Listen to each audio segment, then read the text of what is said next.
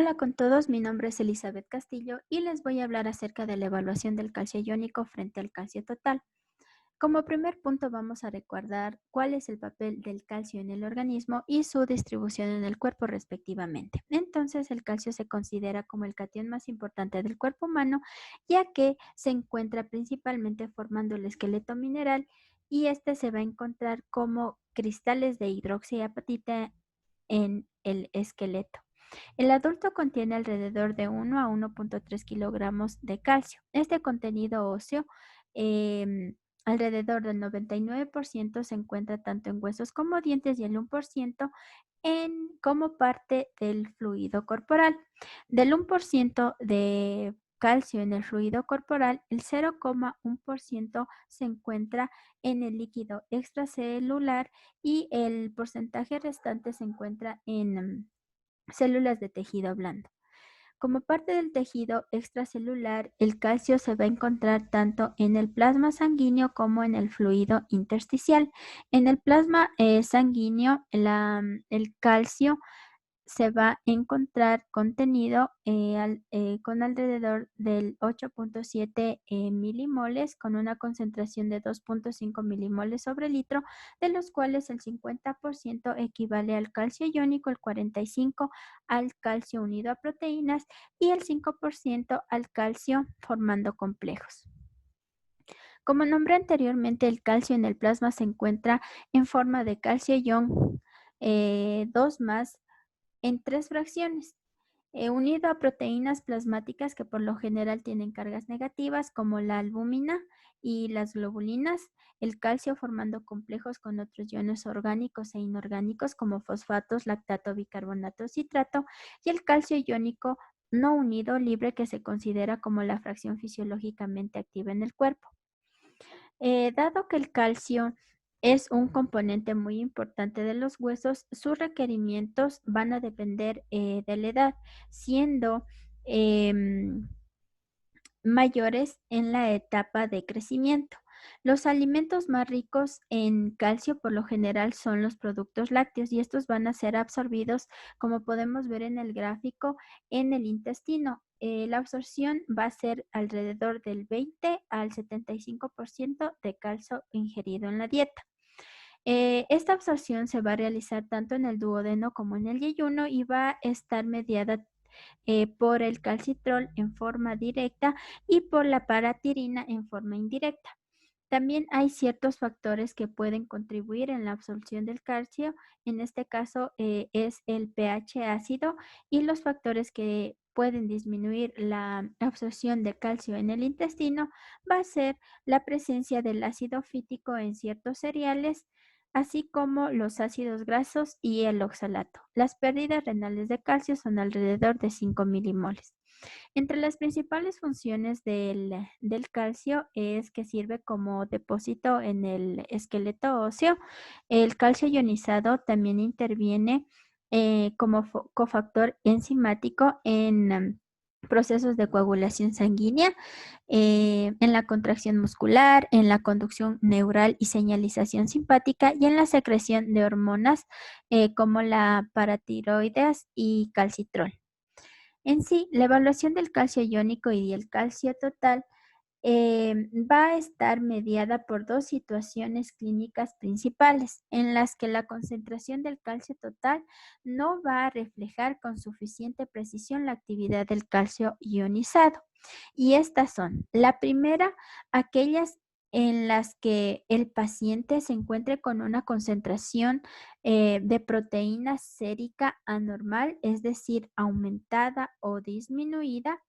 Y la otra es cuando el paciente se encuentre atravesando por una alteración de equilibrio ácido-base. Entonces, cuando existe una enfermedad que afecta a la concentración de las proteínas plasmáticas, como es el caso de la albúmina, se va a modificar la concentración de la fracción unida al calcio y por tanto la concentración del calcio total. No obstante, no tiene consecuencias fisiológicas, ya que la fracción iónica del calcio no se va a ver afectada.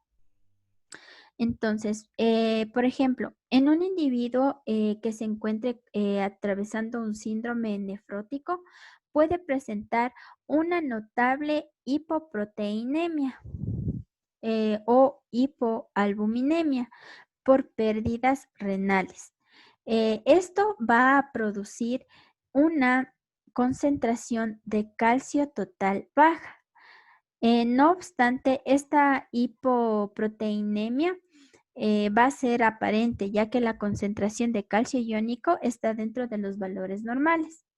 Del mismo modo, en ciertas patologías como el mieloma múltiple o un tumor de células plasmáticas, en estas patologías se producen abundantes inmunoglobulinas. Entonces, em, estas abundantes inmunoglobulinas que unen calcio suelen producir una elevada concentración de calcio sérico total sin afectar a la concentración de calcio iónico.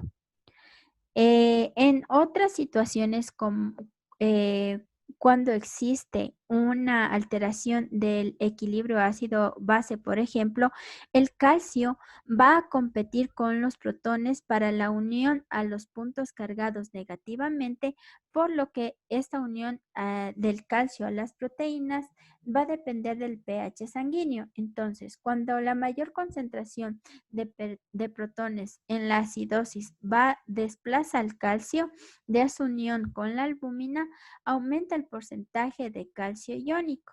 Por el contrario, en la alcalosis favorece la unión del calcio a la albúmina y disminuye la fracción ionizada del calcio.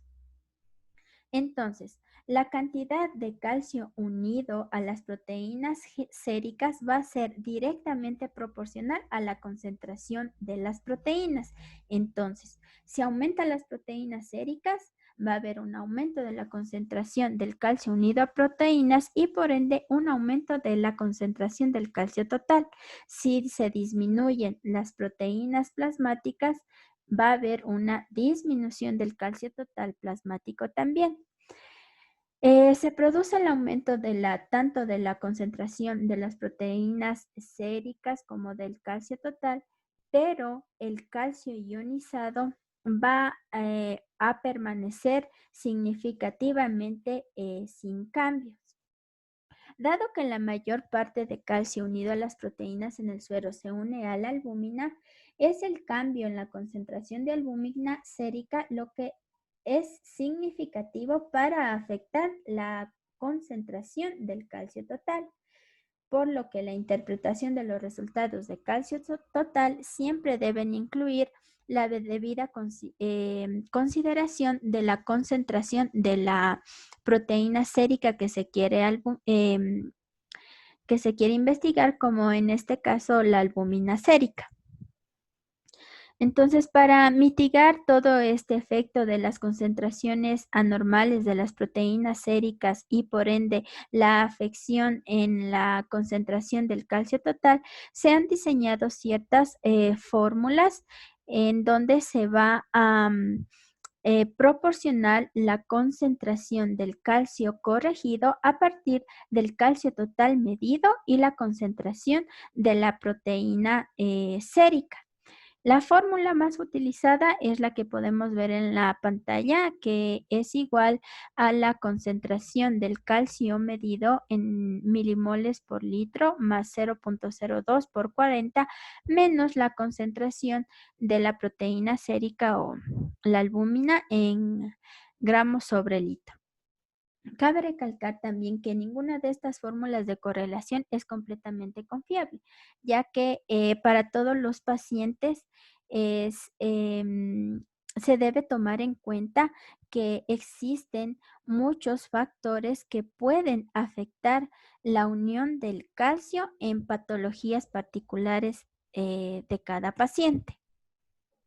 Eso es todo. Muchas gracias.